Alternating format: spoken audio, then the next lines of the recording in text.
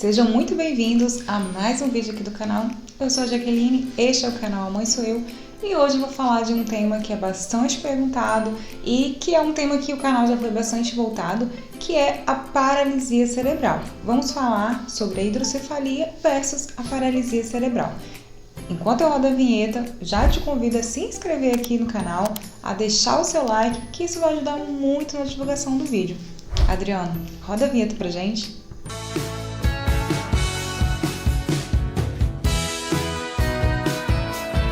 A questão da paralisia cerebral é uma questão que eu sempre recebo muitas dúvidas. As pessoas sempre associam o ter hidrocefalia com ter a paralisia cerebral, associam a paralisia cerebral a estado vegetativo e hoje nós vamos esclarecer algumas dúvidas em torno desse assunto que é bastante delicado, que gera geralmente muitas dúvidas nas mães e que precisa ser observado bem de perto. Bom, a paralisia cerebral ou encefalopatia, que você pode ver no diagnóstico, geralmente vem dessa forma, encefalopatia, ela é caracterizada quando existe morte do neurônio, né? Alguns neurônios que são as nossas células cerebrais responsáveis pelas transmissões de impulsos elétricos, e esses impulsos elétricos, eles nada mais são do que comandos, né? Através dos neurônios, o cérebro emite comandos para as demais partes do corpo. Então são comandos para fala, comandos para movimento, né? Para marcha, para caminhar, comandos até mesmo para funções muito mais vitais, como engolir, como respirar. Então, quando há a paralisia cerebral, a encefalopatia, quando há morte desses neurônios, podem haver bastante prejuízos para as funções corporais, né?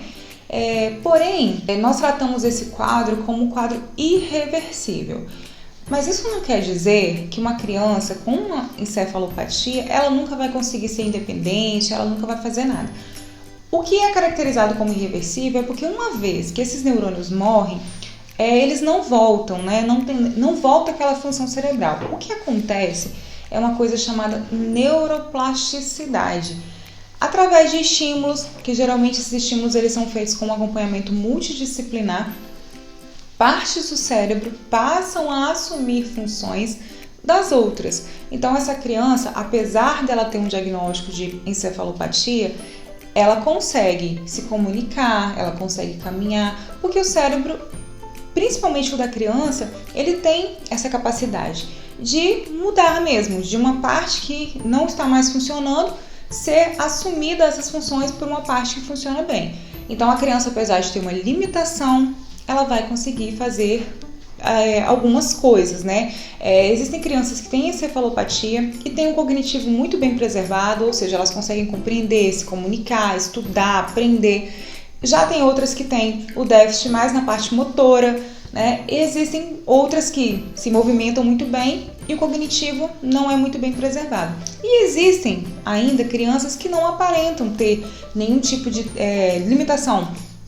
Muitas vezes ela tem apenas um atraso, o atraso motor, ela demora mais a andar, ela demora mais a falar, ela tem uma dificuldade de evoluir, né, as séries assim na escola, mas ela consegue ler, ela consegue escrever. Então são vários níveis, então não tem como colocar todas as crianças com esse diagnóstico dentro de uma caixinha. Então vai ser sempre diferente, vai ser sempre de um indivíduo para o outro.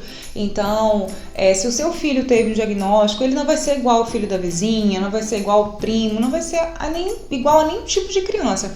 É bem importante você entender que você vai ter que compreender o que o caso dele vai exigir, qual a demanda que vai ter na questão do seu filho. E isso só é feito acompanhando o desenvolvimento. Geralmente o diagnóstico ele se dá através de exames, né? Ressonância magnética é um exame o melhor para poder diagnosticar. Porém, o que essa paralisia vai acarretar, você só vai saber a partir dos níveis de desenvolvimento da criança.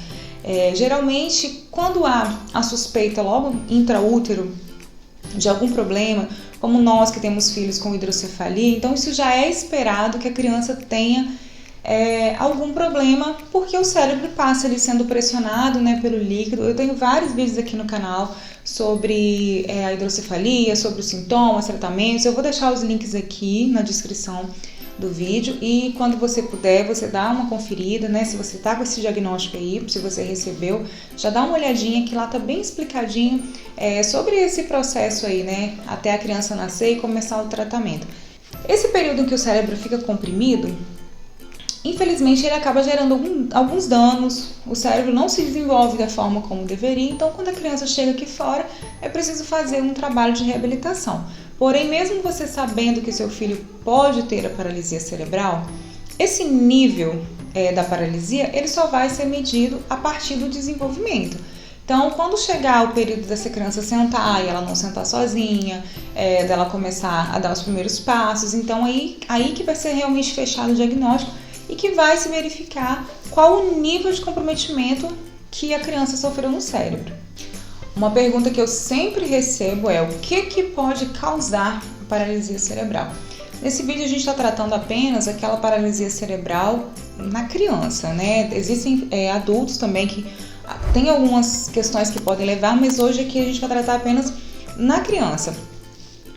Na criança, a maioria das vezes, essa paralisia cerebral ela é congênita, né? A criança já nasce com ela. Porém, o que pode ocorrer é que essa criança levou a gravidez, tudo bem, não tinha nada, não tinha problema nenhum, e na hora do parto também pode ter acontecido alguma coisa que motivou isso. Durante a gestação, as principais causas são infecções, né? A mãe teve alguma infecção, deficiência na placenta que deixou essa criança com baixa oxigenação em algum período. Isso tudo causa dano cerebral que pode evoluir, né, para essa paralisia. E acontece também, muitas vezes, por uma falta de uma assistência adequada durante o parto, essa criança ela sofre o que a gente chama de anóxia. No período do nascimento mesmo, ela fica totalmente sem oxigênio em alguns momentos e isso acarreta uma paralisia cerebral, né? O cérebro fica sem oxigenação e quando volta acaba tendo algumas perdas neurológicas muito importantes. É bom ressaltar também que ao longo da vida dessa criança, eventos também podem levar a isso. Existem crianças que, acometidas de outros problemas que não teve a ver com parto, não teve a ver com a gestação, se em algum momento o cérebro ficar sem oxigênio, pode evoluir sim para uma paralisia. Pode parte desse cérebro morrer, né, parte desses neurônios, e essa criança vir a ter os mesmos problemas que as crianças que já nascem com esse diagnóstico. Então, todo momento que houver qualquer problema que o cérebro fique sem oxigenação, pode ocorrer a paralisia cerebral e os danos eles são os mesmos. Tratamento. Não existe um tratamento, como eu já falei aqui no início, um tratamento para curar, porque é uma questão irreversível. Então a medicina ainda não evoluiu a ponto de ter um tratamento que aumente os neurônios, que tragam mais neurônios. Então uma vez que esse neurônio morre, ele não volta a viver. Então essa célula ela perde a função. Os tratamentos, eles vão mais tratar os sintomas, né? O que é o sintoma? A dificuldade motora, a dificuldade cognitiva, né? Algumas outras dificuldades. Tem crianças que têm uma paralisia um pouco mais severa, então elas têm dificuldade respiratória, dificuldade de deglutição. Então, os tratamentos eles vão em torno disso, de melhorar a qualidade de vida da criança. Então, é muito importante um tratamento multidisciplinar, com fisioterapia, fonoterapia, terapia ocupacional, psicólogo, porque essas crianças, quando elas começam a se desenvolver, que entram ali na fase da adolescência, é muito importante, né, fazer um acompanhamento psicológico e um acompanhamento com um neurologista. Na maioria das vezes, nos quadros de paralisia cerebral, é necessário tratamento com alguns medicamentos. Então, é muito importante que essa criança tenha um neuro aí, que seja acompanhada e, se necessário, o tratamento ser feito. Uma das coisas que existe uma luta muito grande é a liberação de uma substância chamada canabidiol, que é totalmente proibida aqui no Brasil, porém tem muitos estudos médicos que é uma substância que o efeito dela é incrível nos tratamentos de criança com paralisia cerebral e epilepsia de difícil controle. Porém, nós ainda não temos, né, essa liberação, os medicamentos são caríssimos, a maioria das mães que precisam não tem condição de comprar. Então é uma batalha que nós ainda estamos um pouquinho longe, né, de vencer, mas vamos sempre continuar lutando. Se você ficou com alguma dúvida ainda, pode deixar aqui nos comentários que eu vou estar respondendo. ou quem sabe gravando um outro vídeo para poder explicar melhor. É realmente um assunto bastante complexo, né? Eu acho que em um vídeo só não tem como tirar todas as dúvidas, mas da forma que pudermos vamos esclarecer as dúvidas. Muito obrigada pela sua companhia, um beijo e até o próximo vídeo.